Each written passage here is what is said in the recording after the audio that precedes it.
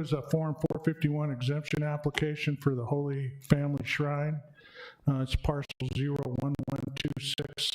They're requesting a waiver of filing deadline to allow the assessor to review dam pitment.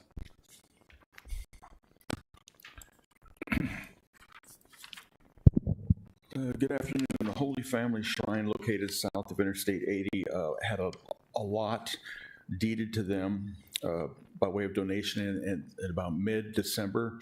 It didn't really allow them an opportunity to file an exemption application on that. The statute reads that after January 1st, if you acquire a piece of property and you're an exempt organization, you can ask for an exemption then and ask for a waiver. But the request here is, even though they bought it 15 days before the end of the year, they're asking that the board will consider an exemption application. This will just be you approving the waiver if you do, and then I believe next week you'll see or 2 weeks, you'll see the actual exemption application come before you. Okay. Anybody have any motion questions? to approve a waiver. Second. Motion by Warren, second by Burmeister to approve the waiver. Any questions, comments? Please vote.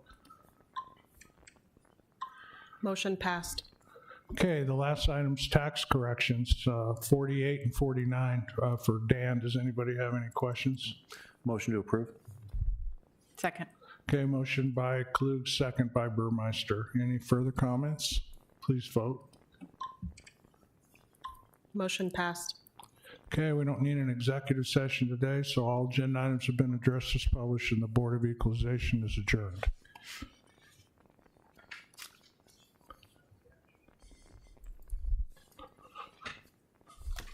Ready, Tabby? Yes, I am. Okay, welcome everybody to the Board of Commissioners. It's 10 February 2026. It's also my grandson's birthday, so it's a great day. I'd like to call this meeting of the commissioners to order. We have all 5 commissioners here along with our county administrator, and Tabby sitting in for our county clerk. Again, anybody interested from the public that wants to come forward and address us, do so at the appropriate time. Get right into commissioner comments. Dave. No comments, thank you. None, thanks. No comment. No comment. No comment. Okay, well, that was quick. First thing we're going to have today is a presentation from the Bellevue Pantry.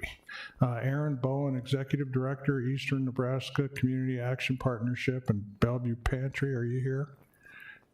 Welcome. Make sure my slides are. There we go. All right. Well, we appreciate being here. Like you said, I'm Aaron Bowen. I'm Executive Director of Eastern Nebraska Community Action Partnership. We own and operate the Bellevue Food Pantry. So we are the community action agency responsible for serving Douglas County and Sarpy County. So today we wanted to give just a real brief overview of NCAP and really focus in on the Bellevue Pantry project. As Jill, our Deputy Director, is going to talk about, we're ready to break ground on renovating the former Bellevue Public Library here in April or May, and have a brand new 20,000 square foot food pantry and community hub by the end of the year. So as a community action agency, relationships with county commissioners is really important for a few reasons. Number one, we want to be a resource to the county. So our mission evolves over time in what we do, and so our goal is to meet community needs in the best way and the most efficient way possible. And so we'll talk about our current programs and services, but as you identify needs in your community and your districts, please use us as a resource for data to answer questions. We really want to be responsive. And then also our board structure is unique in that we have a tripartite board of directors that's composed of 1/3 of folks from the private sector, 1/3 of folks with lived experience in poverty or homelessness, but then 1/3 of our board are publicly elected officials or their designees.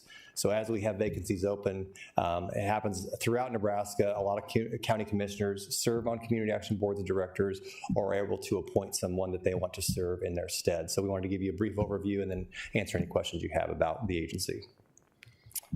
So background, our mission is to provide high-impact programs to help people get ahead.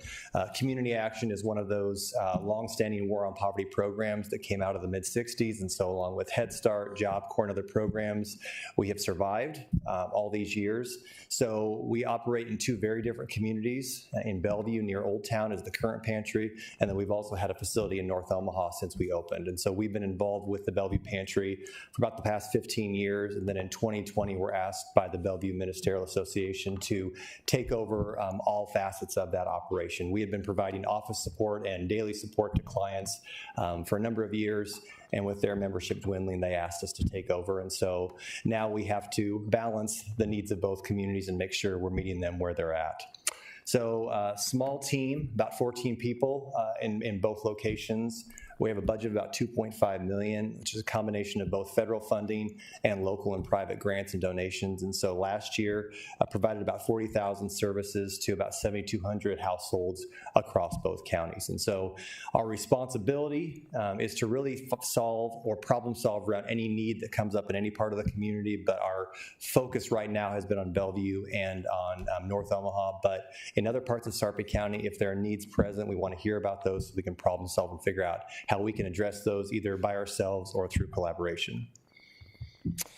So currently, we have a few different programs. So Jill will spend some time on the Bellevue Food Pantry, but again, our role is to assess needs, make sure we're not duplicating services, and we are always aiming for an outcome. So we are after change. So the whole cliche of a hand up, not a handout, that is truly what Community Action is focused on. So we know that basic needs services are the entry point for families, for seniors, for veterans, but then our goal is to, once they leave working with us, they are moving their lives forward and have established stability. And so sometimes that's a long-term process. Sometimes it just may be a few pantries from the food pantry to get someone back on their feet. So that's always our goal. So a few programs right now, our Match Savings Program, which is really focused on household financial stability. We identified a couple of years ago that the ongoing revolving door of rent and utility assistance, especially in Omaha, we weren't seeing the return because a lot of times folks will come in crisis, they need that immediate need met, but then they're not really willing or able to focus on ongoing coaching and case management. And so we designed a program a couple years ago called the Match Savings Program, and this is really to help families develop a habit of saving because we want to be able to match those savings in order for them to build kind of that nest egg so when they have a crisis come up, they can take care of it themselves. That reduces the burden on service providers, but it also moves them forward to wealth building. And we've seen remarkable success in our first year. We're just starting year 2 in North Omaha. And the hope is once we have a larger pantry and more space, we can bring that program down here because Cobalt Credit Union's been our banking partner, and they've been a fantastic partner of that service. So we want to bring that down to Sarpy County as well.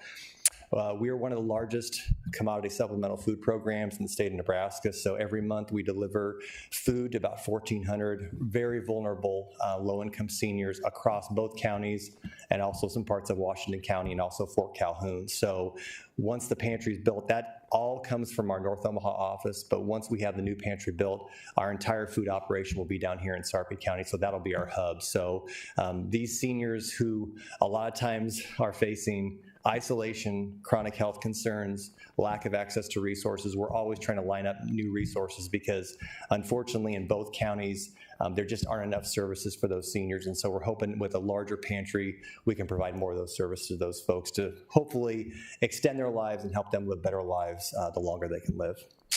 And then, of course, the Bellevue Food Pantry, which is why we're here today. Can't say enough about the generosity of the Bellevue community, but really Sarpy County. Jill works heavily in Sarpy County, and the partnerships, the support the Bellevue Pantry has been remarkable. So we want to say that first. Last year, 18,400 individuals were helped through the pantry. We also delivered to folks with mobility or health challenges, about 130 of those per month. And then the really remarkable statistic that has stayed pretty similar for the past several years is 16% of our folks are military involved.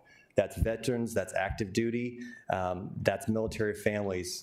When the shutdown occurred last fall, we saw a significant uptick in active duty families seeking services. And so our proximity of the new pantry to Offutt Air Force Base really gives us an opportunity to develop more services for veterans and active duty folks. And hopefully we can have services inside the pantry specifically geared toward that population, because their needs and their concerns are very unique, and we want to make sure that service members have what they need to do their work. And so really the thing we usually emphasize is a lot of folks see pantries and think that there's this revolving door. Most of our folks are coming 2 to 3 times a year. So it really is a temporary setback. It could be a job loss. It could be a medical event they didn't plan on. It could be domestic violence. But we see folks who come in, need that temporary support and encouragement, maybe some connection to other resources, and they move forward. The other folks who visit more often, and folks can only visit once per month, those are going to be usually folks that are seniors or folks with some chronic conditions or unable to work that are going to need ongoing food support. But our goal is not to just continue meeting the food need without a longer conversation about what else could be going on. And so we have a small team there, but can't wait to have office space for them to sit down with folks and really address the root causes of why they need to come to us for food support. So give it to Jill to talk about what he asked about. Oh, you did, okay. So it truly takes a village in order to source food across to serve almost 19,000 individuals a year. So just wanted to illustrate a little bit. A lot of times one of the number one questions we get is, what's the difference between the food bank for the Heartland that just opened on 84th and L, and then a pantry like ours? So a food bank is a large warehouse where they also collect donations, but they then are the logistics center who distributes the food to the local pantries like us. And so the majority of what we receive from the food bank are things like frozen proteins that we have a difficulty sourcing, and then whatever else is available that we can get on the list. Local donations come in all across Sarpy County through different church groups, civic organizations, and all of our neighbors and friends. And then we do partner with several organizations. Whispering Roots provides fresh produce on the regular basis. Saving Grace Food Rescue, which is an organization that goes around to retail spaces and anything that's near date, like at Hy-Vee, for instance, if there's a watermelon that might go out soon, they go and collect that food so that it can be redistributed out in the community to reduce food waste. Then this year, in the last 3 months, we started partnering with the Nebraska Humane Society, so we also have pet food available, which is really exciting, and bird food and all kinds of other food available. Offutt Air Force Base, we've been increasingly, working on that partnership. We receive regular donations every month from the commissary, so that's been a wonderful partnership. And then also Excess Period is a new partner as well to help provide feminine hygiene products to anyone in the community who might need it. So it's not just perishable items that we're looking for. We also have dairy items and baby items and hygiene and care items. I don't think people realize the extent of things that we offer. All of this is being offered currently in about 1,052 square feet, which is about the size of a small apartment. And I can tell you, after answering the door every day and working with volunteers, we run into each other quite a bit. And so we were excited at the opportunity to purchase the Bellevue Public Library a couple of years ago. This project has been in the works for quite some time. And so starting construction here in a couple of months on that facility, which will give us 22,000 square feet in order to operate, which means we'll have a dock door. This morning the truck came and we hand unload every single box outside, rain, snow, any conditions, and then our guests are also entering through the same door, and our volunteers are also entering through the same door, through the same single small door in the front. So we can't wait to get a dock door in, and then we'll have walk-in coolers and freezers to be able to facilitate larger donations, and then just a larger volume of food from our partners that are coming in the door. We also can't wait to get more volunteers in the door. Right now, we have to turn volunteers away, unfortunately. We've got our regular volunteers throughout the week, but we really look forward to spreading that that food space out for things like sorting and looking through expiration dates and all of those sorts of things. The thing about Bellevue is that we have the highest 3 poverty zip codes in all of Sarpy County, and the highest zip code 68005 is about 15%. The overall poverty rate in Sarpy County is around 8%. And so it's really concentrated in that space. And that's the zip code that we currently operate in and that we'll be operating in the future in this new space, which is really exciting. We're more than just a food pantry. Every time we answer the door, we're a community support hub. So every individual that comes in the door definitely has different needs. And so we're really a connection point to other resources in the community that people may not be aware of. We launched our capital campaign a couple of years ago and are really ramping up now. We plan to renovate. Construction starts in March, April of this year, and will be done at the end of this year and hopefully moving in December sometime. The new facility will be, again, 21,000 square feet. We won't know what to do with all that space, but we have a pretty good idea. A 3,000 square foot client choice style store is what's in store. Right now, we are not able to invite guests in to the space to choose their own food. We have meal-based distribution. So everything we give out, we want to make sure that it comes in a package so that people can utilize the items that they get to make meals for their family. We'll likely double the number of individuals we currently serve, just sheer capacity. The new pantry will include gathering space, meeting rooms for community groups, local businesses, and civic organizations. And then we will have a dual purpose. There'll be a truck turnaround on the side of the building. Back in 2019, when the floods came or when disaster strikes, we can serve as a community hub. We're making sure that we're really thoughtfully working through plans, making sure that if there's any group like Team Rubicon or Omaha Rapid Response or any of those disaster response organizations that could come in and they could centralize out of the pantry space. Our timeline, February, March will be the final construction, budget, and permitting process. April, May, construction will begin, and then we'll finish out construction at the end of the year. Does anybody have questions? That's a lot of information in a short period of time. Does anybody have any I questions? always get confused on pantries. There's multiple pantries in Sarpy County and that serve Bellevue. So we serve all of Sarpy County. There are only 2 community-based pantries in all of Sarpy County. There are small faith-based organizations that might have small pantries here and there, but there's only 2 to serve all of Sarpy County. And, So we and those serve- are ones that are qualified to get federal program foods, et cetera. So we serve anybody who comes to our door that So, yeah, that so lives in people- Sarpy. People aren't necessarily qualified when they come in. They're just served. Everybody's served. We're serving, and then we're also giving referrals to the other pantry neighborhood that's also in Sarpy County. So we work with the other organizations quite often. What is the relationship with the Eastern Nebraska Office on Aging, who delivers Meals on Wheels to elderly people across the county? Do you guys work with them, or?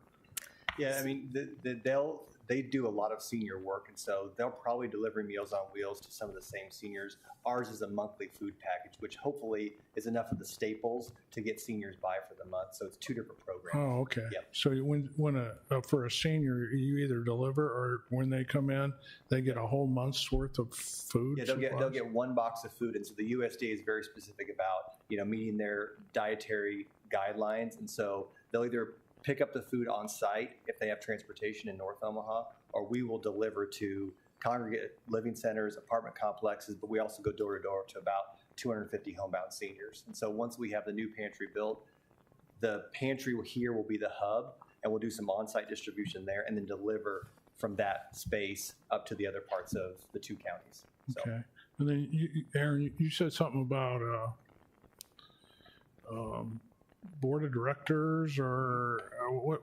Can you go over that again? Yep, we have a very specific board structure that's mandated for all community action agencies, and so it's a 3-part structure. So it's private sector folks. So we have attorneys on our board, bankers on our board. 1/3 is people with lived experience. So, for example, one of our seniors who've been coming to us for food assistance for years has joined our board. So it's 1/3 of somebody with experience with either poverty or homelessness. The other 1/3, though, it's even across the board. The other 1/3 is publicly elected officials or their designee. So we have a board or regent who has appointed someone to serve in her stead. So as those openings come up, we reach out to elected officials to say, potentially, if your interests align with what we do, you can either serve or you can appoint someone to serve, and then our board would review that application. Are those board members listed on your website? Yeah, Okay. should be. Yeah. Right, thank you.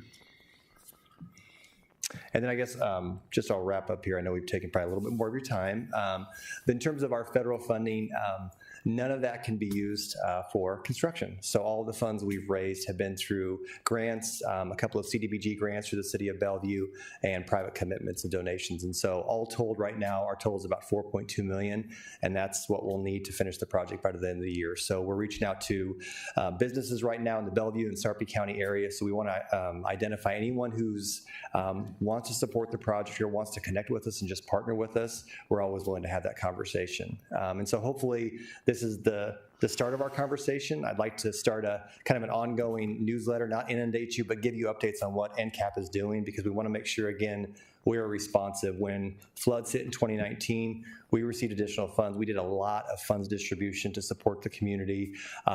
When all the COVID stuff happened, we also got additional funding to make sure that those families had what they needed. And so we are equipped to handle new and unforeseen events. So we just want to be a resource to the county and each of you. But please connect us, contact us. I'll send out my contact information. Angie has it, but I will send it to others as well to make sure, just reach out with questions. If there's a lot of education we provide on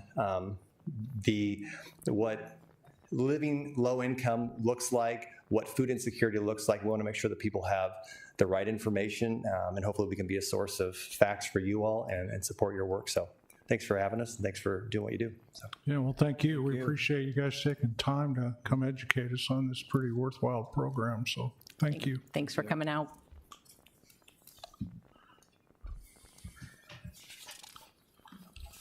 Okay, we've got 7 items on the consent agenda. Motion to approve. Motion by Warren and a second by Commissioner Klug. Any further discussion? Please vote. Motion passed. Okay, on to the regular agenda. The agenda was amended to move items 7.1 through 7.4 from the consent agenda to the regular agenda yesterday. 7.1 is a resolution 46, which is an assessment of liquidated damages and final payment to RPL Utility LLC for the 60th Street improvements from Capehart Road to Highway 370, previously approved by Resolution 2024-70.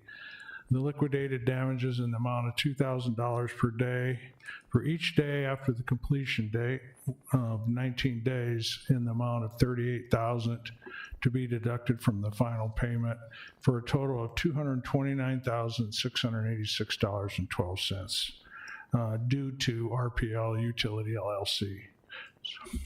Zach Ergenrader, our county engineer. Good afternoon. So before you right now is a recommendation from Public Works to approve the pay application and assess liquidated damages as described there. I believe the owner of RPL is here to address the board. Okay. Thank you. I'm Travis Linneman with RPL Utility. I was made aware last Friday or Thursday that you guys, and I do appreciate you guys putting it off the vote and allowing me to come up. I know I discussed earlier if it would be okay if we could push this a week or two and maybe discuss it further with a few details that I have on the project, and maybe you guys decide how I communicate that to you guys, but I didn't have the time to get that email together. Or whatever channel you guys want, but I'd like to ask. Okay. Zach, is that fine by you, or? Yep. You good with that? Okay, so maybe what, 2 weeks? 2 weeks? Has to be. We don't have a meeting next week. I don't think we meet next week. 2 weeks? 2 weeks. 2 weeks. Okay. Okay, so I'll entertain an amended motion.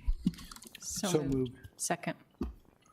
Okay, I have a motion by Commissioner Warren, a second by Commissioner Klug to table this item for 2 weeks to, which would be what, February 24th. 24th. Commissioner, before you vote, when was the pay application submitted?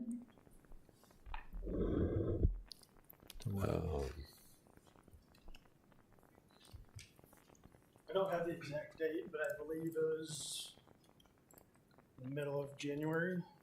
So it's been about 3 weeks or so. Okay. Can I have a moment? Yeah. Zach.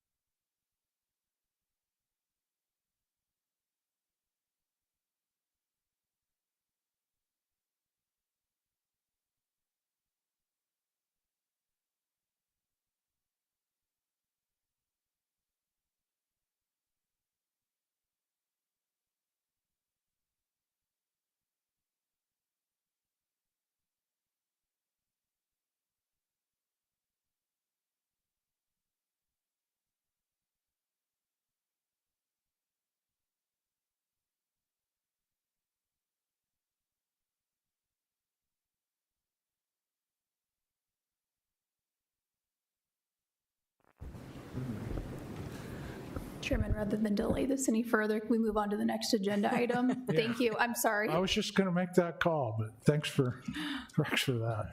Okay, we're gonna just hold off on 7.1 and move on to 7.2. It's Resolution 49, designating banks, capital stock, financial institutions, or qualifying mutual financial institutions located outside of the county's alternate depositories for county funds. Jeff Mikesell, County Treasurer.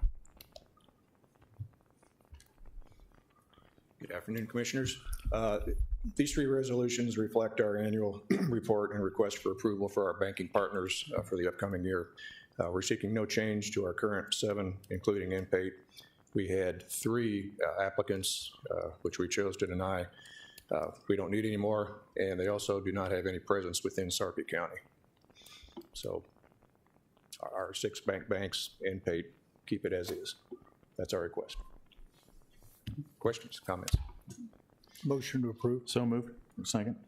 Okay, a motion by Commissioner Warren, second by Commissioner Klug. Any further discussion? Appreciate the explanation, Jeff. Thank you. Please vote. Motion passed.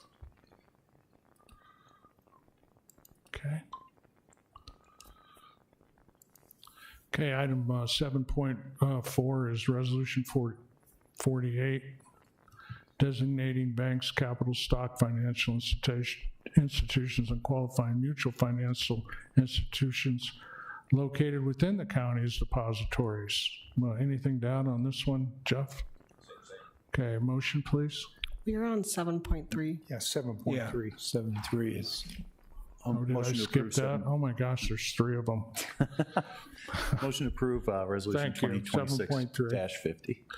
Second. Okay, I'm just going to clarify. It's First National Bank, Union Bank and Trust, and Premier Bank.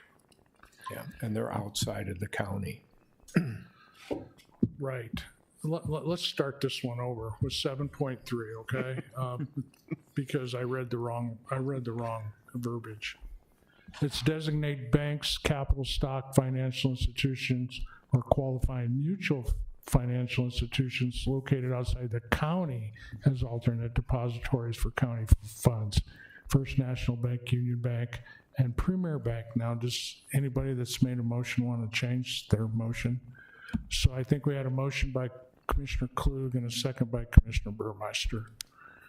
Thank you. Please vote. This is the recommend denial portion of this. This is the 3 banks outside the county that we do not need. We're not seeking approval. Come on, I can't, you got to come forward and talk so we Yeah. can hear. Yeah. Thank you. Go ahead and repeat sir. that. This is the one where we're seeking denial. These are the 3 facilities that are outside the county, and we don't need any more banks this year anyway. So we want to keep our previous banks. So we want to keep NPATE So your recommendation is a denial of these 3 for those banks? 3. Yes, sir. So a vote yes is for denial.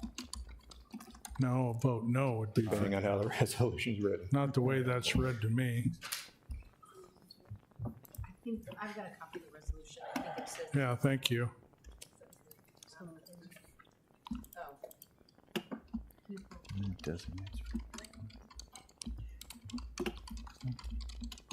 That's not what that says. I think the resolution says, excuse me, I think the resolution says denial, but let me. Yeah, it says denying request by designated banks. Okay, so then you would, if you would approve the resolution. Yeah. Okay, thank you. It does say denial? Yeah, denying request to be, It doesn't say that on our screen, but In the it says resolution it in the itself? actual resolution when you open it up. Is there a timeline on this? scroll to the top.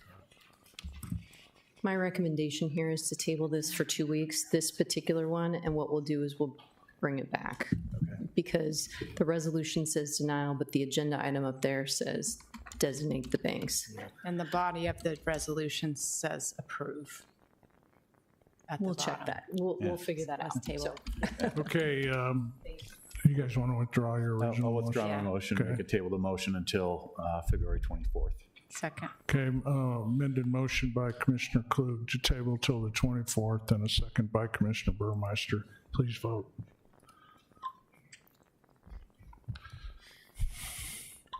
Motion passed. Okay, you guys have heard this one before, but it's Resolution 48.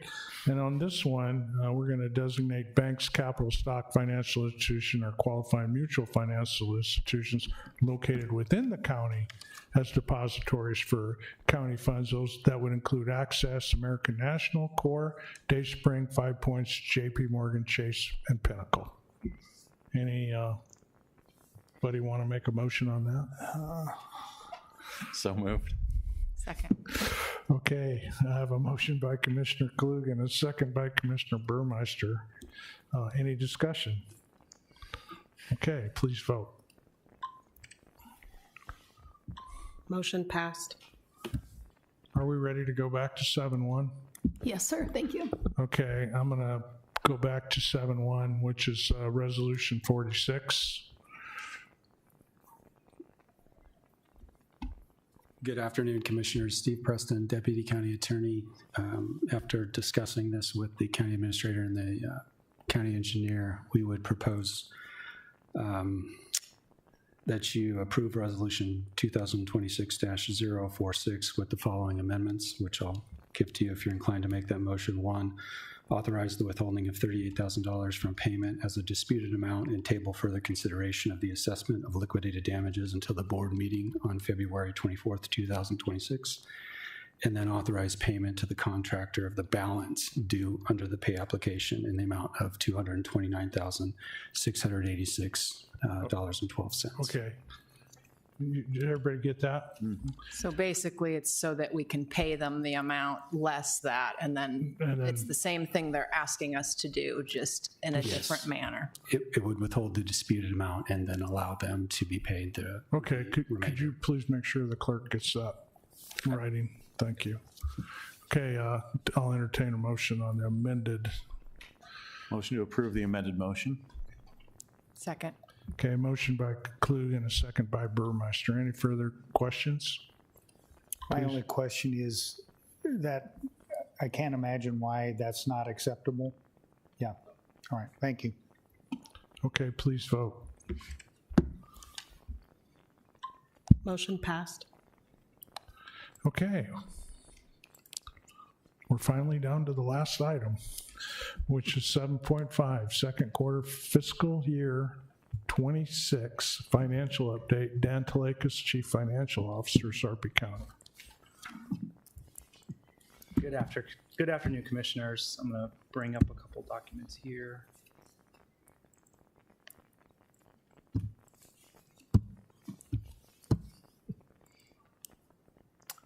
Okay.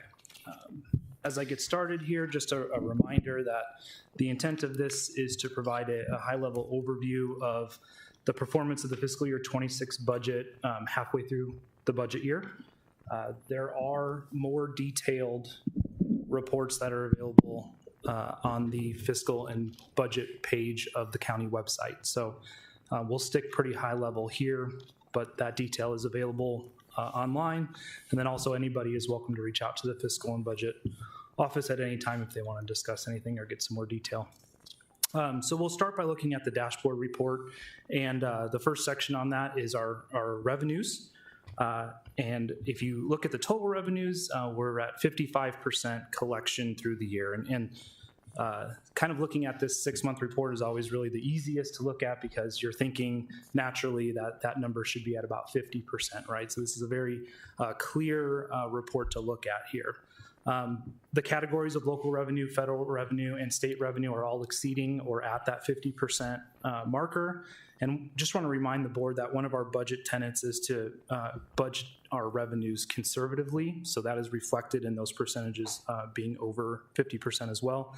I do want to point out a few revenues that continue to perform very well for the county, and those would be passport fees, tow lot fees, lodging tax revenue, as well as interest on investments. And then in that federal category, U.S. Marshals revenue continues to outperform what we were expecting pretty highly.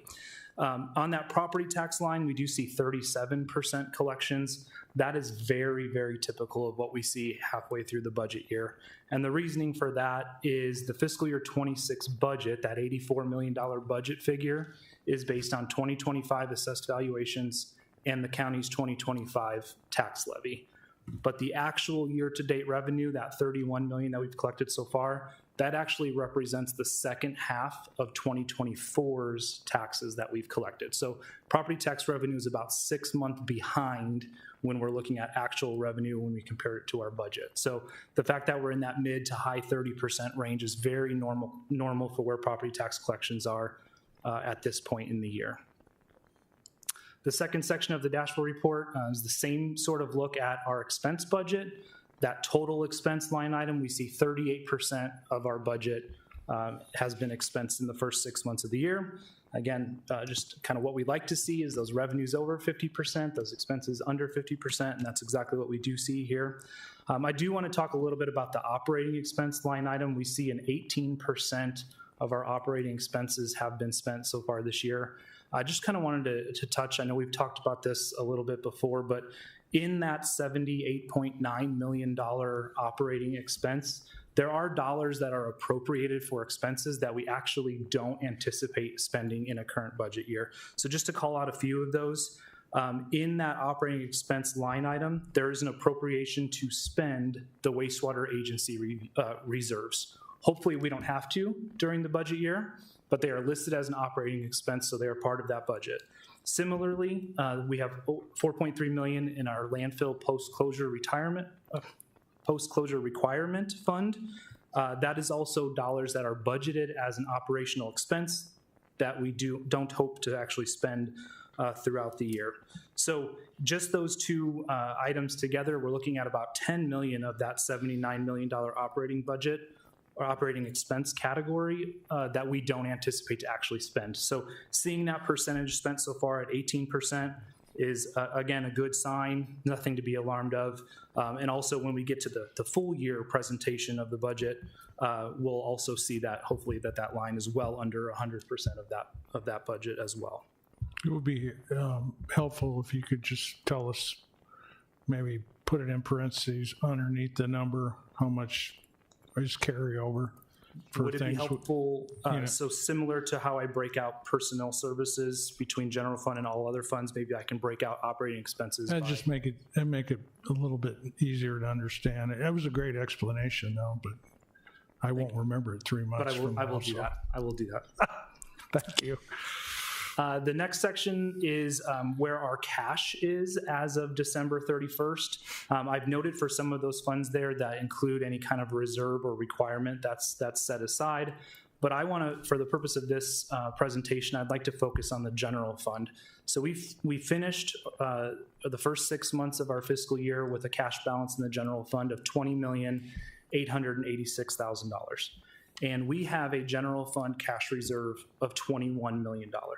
So we are utilizing about $14,000 or $15,000 of our reserve dollars in order to cover a seasonal cash flow in the general fund.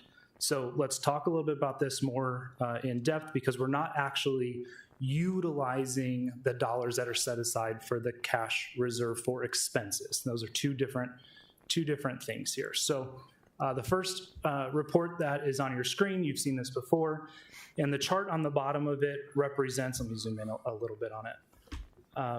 This represents, or is a picture of the county's general fund cash balance at the end of every month for the last 9.5 fiscal years. And each line on that graph represents a different fiscal year. And normally when we show this chart, we're talking about how cyclical the county's cash is. And you can see that with the different lines that are pretty similar year after year after year.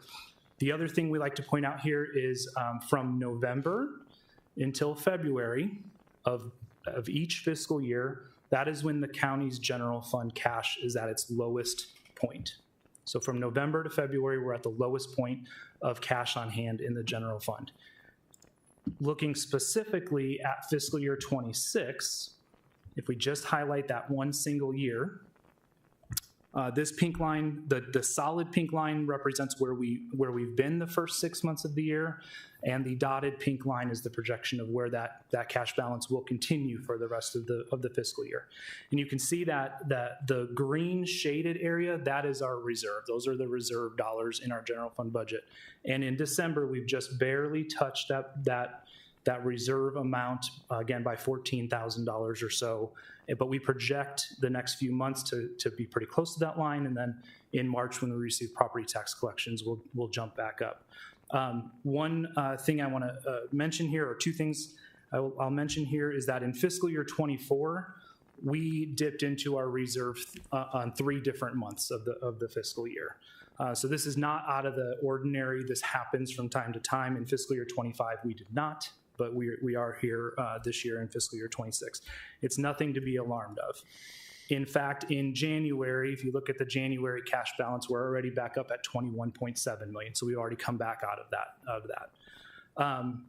A sort of a real world example or a correlation that I can make here is what's happening is we maybe have a large payment that is due, it would be like in your personal life, you have a large payment that's about to hit your checking account, credit card bill, mortgage payment, something like that, and it's hitting your account today. But you don't have the cash in your checking account to make that payment clear. So you transfer from your savings account to your checking account so that payment can clear.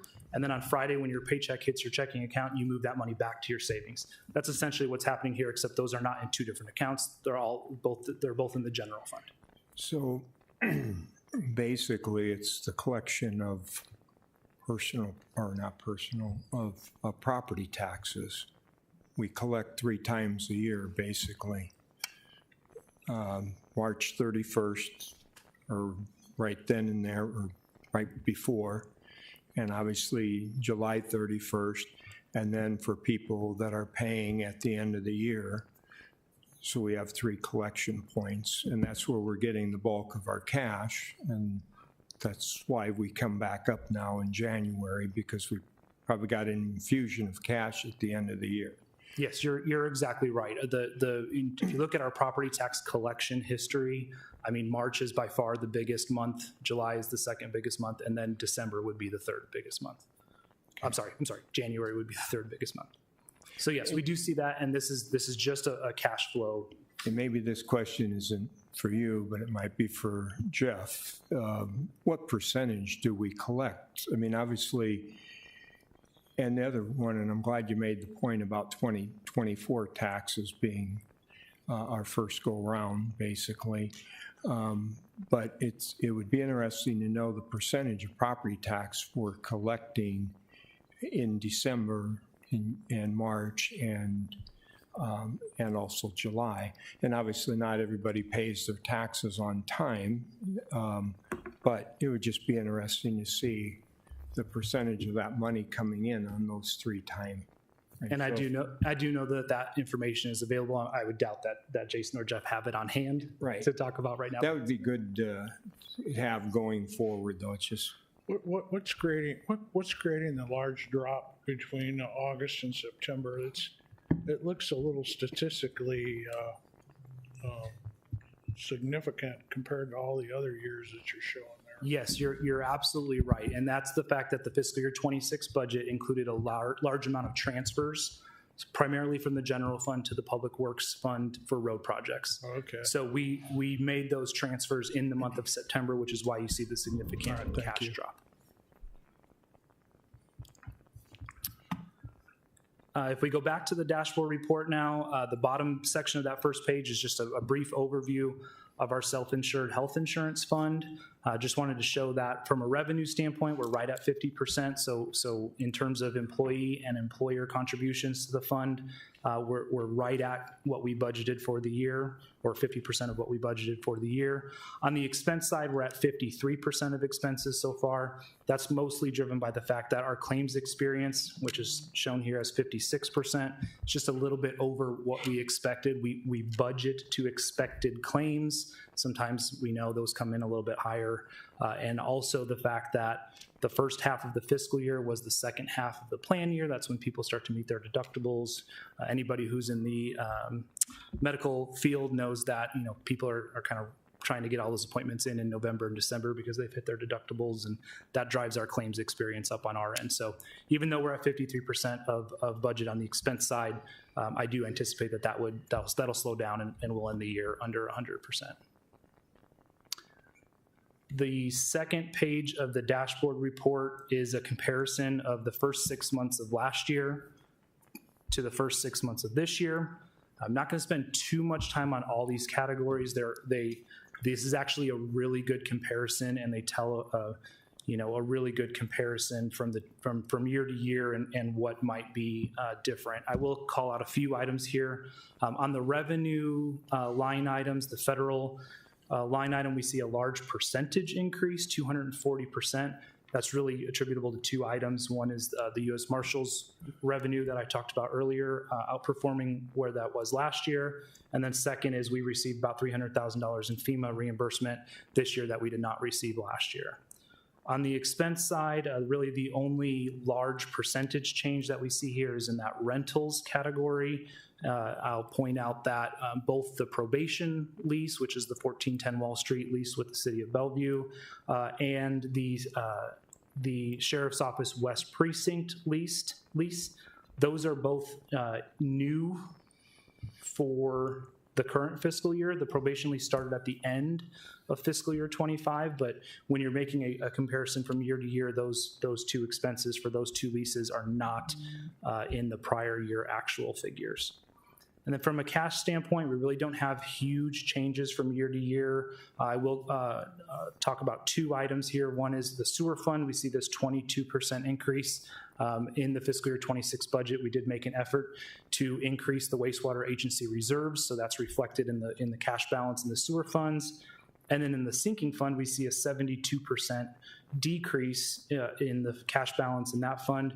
And that fund and the dollars that are in that fund were used to demo the West Annex and the old jail and do the replacement parking projects. So that's why we see the decrease in the sinking fund.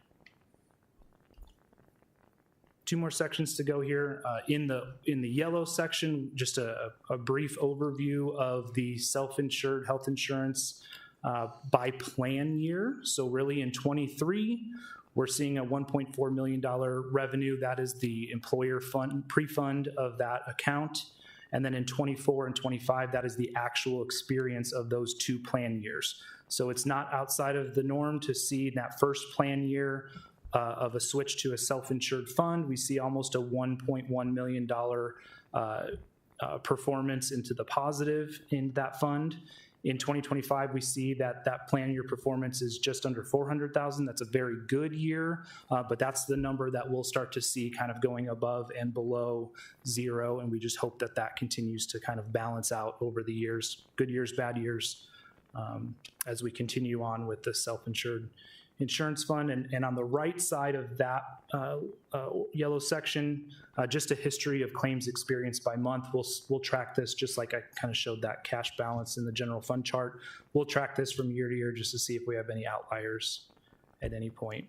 And then the last section of this page 2 of the dashboard report, just a brief overview of the outstanding debt principal for the county.